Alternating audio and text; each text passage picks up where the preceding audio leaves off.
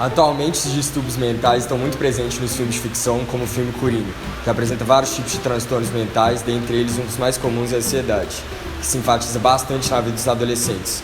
Para alguns autores, atualmente vivemos a idade da ansiedade, devido à relação desse estado psíquico com o ritmo da vida nos dias de hoje nas sociedades industriais, já que ao ser humano exige-se um comportamento mais competitivo e consumista.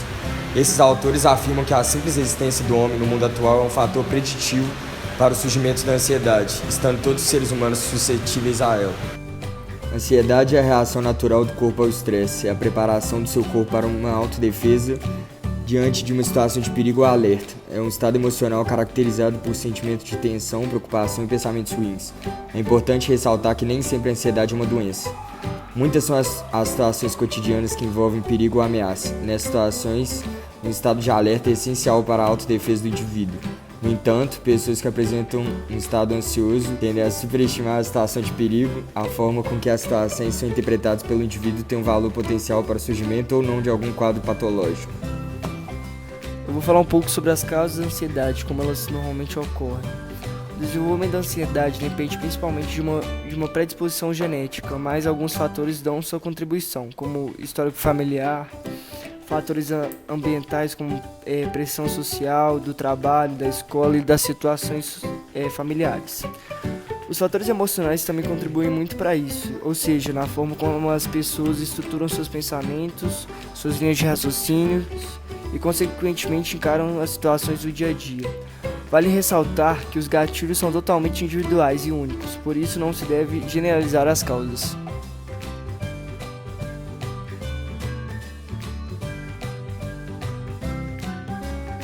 Vou falar dos sintomas da ansiedade, que são 4 tipos. O primeiro tipo é os sintomas emocionais, que é a tristeza, nervosismo e irritabilidade. O segundo é os sintomas fisiológicos, que é o coração acelerado, sensação de formigamento, falta de ar, sudorese, tontura, dor de cabeça, dores musculares e insônia. O terceiro é sintomas comportamentais, que é a impulsividade, a agressividade e fala acelerada. E o quarto é os sintomas cognitivos, que é a dificuldade de concentração e tomada da decisão e preocupações excessivas. A ansiedade no nosso organismo, ela acontece quando o nosso corpo, quando ele está com muitos pensamentos e muitas preocupações frequentes, ele entende que a gente está diante de uma situação de perigo. E quando isso acontece, uma glândula no nosso cérebro, chamada amígdala, que controla as emoções, ela manda um sinal para o sistema nervoso autônomo e ele libera adrenalina e cortisol na corrente sanguínea, que espalha esse sangue com esses hormônios para o resto do corpo. Ou seja, por isso que várias pessoas, quando elas têm um ataque ou uma crise de ansiedade, elas reagem de forma diferente, porque esse sangue ele vai para lugares específicos e relativos em cada um. E o seu corpo, ele percebe esses sintomas como perigosos e o seu cérebro vai assustando cada vez mais com esses sintomas e isso vai gerando ansiedade num ciclo sem fim, que você vai assustando com seus sintomas e isso vai te dando mais ansiedade até você achar um ponto que te acalme e consiga passar o efeito. Eu vou falar um pouco sobre as consequências da ansiedade. Os transtornos de ansiedade podem afetar a vida das pessoas em muitos aspectos, principalmente as relações familiares e conjugais. O desgaste das relações familiares ocorre em função da maneira como a pessoa ansiosa demonstra suas emoções e comportamentos e como ela vê as coisas de forma negativas e ela tem dificuldade por buscar evidências sobre esses fatos, gerando brigas e conflitos. Outro fator seria as relações sociais. Para uma pessoa com transtorno de ansiedade social, situações sociais comuns e cotidianas causam tanto ansiedade, medo, autoconsciência, que o isolamento parece ser um alívio. Outro fator também seria o desempenho acadêmico.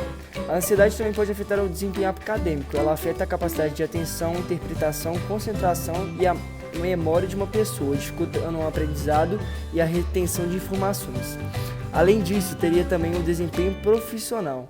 Para quem tem esse transtorno, uma pessoa com transtorno de ansiedade costuma citar entre as situações difíceis lidar com problemas de definição de cumprimento de prazos, manter relações pessoais, gerenciamento pessoal, participação de reuniões e fazer apresentação. Isso pode acarretar a um mau desempenho profissional. Além disso, pode também gerar consequências corporais, ou seja, desordem alimentar. Um transtorno alimentar acontece quando uma pessoa experimenta alterações graves no comportamento alimentar, como extrema redução de ingestão de alimentos ou ingestão excessiva, ou sentimentos de extrema angústia e preocupação com o peso ou a forma do corpo. Outro fato pode ser também a insônia, que também é um problema corporal. A insônia ela pode entrar com os distúrbios de sono, que são caracterizados por padrões anormais de sono que interferem no funcionamento físico, mental e emocional, como estresse, ansiedade, podem causar uma noite sem dormir, assim como uma variedade de outros problemas. Outra consequência da ansiedade também seria a disfunção erétil.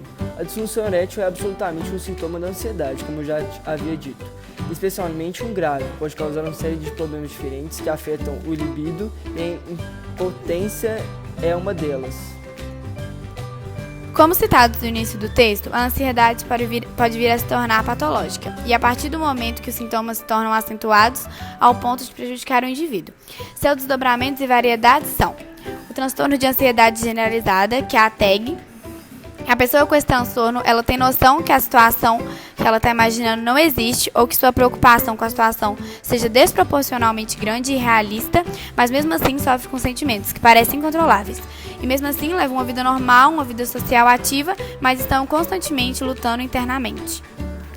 Tem também a síndrome do pânico, que é um transtorno caracterizado por breves ataques, porém de intenso terror e apreensão. Esses ataques surgem em menos de 10 minutos e podem durar horas de confusões, tonturas, náuseas e dificuldades para respirar. Pode ser desencadeado por estresse, pensamentos irracionais, medo geral ou do desconhecido. É muito comum a pessoa diagnosticada evitar locais que despertem sentimento de medo, como locais muito movimentados e cheios. Esses ataques eles podem surgir sem aviso prévio e, como consequência, não só durante o ataque, a pessoa vive em uma angústia de quando será o próximo e quais serão as possíveis complicações.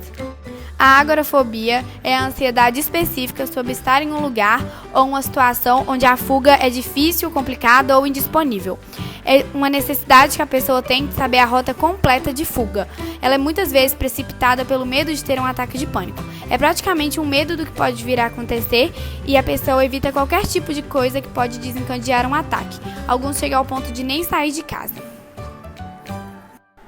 O transtorno obsessivo-compulsivo, também conhecido como TOC, é um transtorno que tem como característica obsessões e compulsões, ou seja, pensamentos e coisas do tipo que dão vontade de realizar atos repetidamente. Essa obsessão, ela causa sofrimento porque essa necessidade alivia a ansiedade do indivíduo. A pessoa ela sabe que os sintomas são irracionais e por isso tenta constantemente lutar contra os pensamentos e o comportamento. Seus sintomas podem estar relacionados a eventos externos que são temidos, como por exemplo uma pessoa que tem um toque de ligar e desligar o fogão, tem medo de pegar fogo na cozinha, ou a algum comportamento inadequado. O transtorno dismórfico corporal, também conhecido como TDC, ou dismorfofobia, é a ideia obsessiva de que algum aspecto da própria aparência é gravemente defeituoso e merece medidas severas para escondê-lo ou corrigi-lo. Na maioria das vezes, a imagem distorcida é imaginada e nada convence a pessoa de que ela não existe. E quando ela é real, a importância que ela dá é absurdamente exagerada, gerando pensamentos que ocupam horas por dia. O transtorno de estresse pós-traumático, o TEPT, ele desenvolve depois de um evento traumático como agressão, violência, guerra, tortura, acidente e é um conjunto de sintomas físicos, psíquicos e emocionais, que inclui pensamentos e lembranças perturbadoras, sentimentos e sonhos relacionados ao evento, o que pode gerar isolamento social. Os indivíduos com esse transtorno, quando se recordam de um fator traumático, sentem exatamente a mesma coisa que ocorreu no dia, com a mesma sensação de dor e intensidade. Essa recordação, conhecida como revivência, desencadeia alterações neurofisiológicas e mentais, que aumentam o risco de suicídio e automutilação. A ansiedade na adolescência ela é muito comum porque é nessa fase que as emoções estão à flor da pele. É durante essa fase que os indivíduos experimentam novas situações e realidades. A escolha da profissão passam por momentos difíceis como bullying, separação dos pais, aceitação dos amigos, entre outras coisas. As novas responsabilidades com a vida profissional, pessoal e social geram insegurança e causam ansiedade. É apropriado identificar durante a adolescência normal períodos curtos de ansiedade, como crises diante de situações decisivas.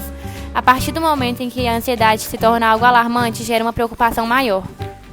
Existem algumas dicas e medicamentos que ajudam a controlar a ansiedade, como, por exemplo, praticar atividade física, porque eleva a produção de serotonina, substância que aumenta a sensação de prazer. Reduzir o estresse diário, como, por exemplo, praticando yoga, acupuntura e meditação, isso ajuda a controlar a mente e o corpo. Controlar a respiração, evitar pensamentos negativos e ser mais organizado, isso ajuda o equilíbrio emocional. Comer alimentos saudáveis, porque a ansiedade e a busca pelo prazer rápido faz a comida ser uma saída. Por isso, muitas vezes, as pessoas começam a comer comidas gordurosas, chocolates, etc., que podem desenvolver outros problemas da saúde.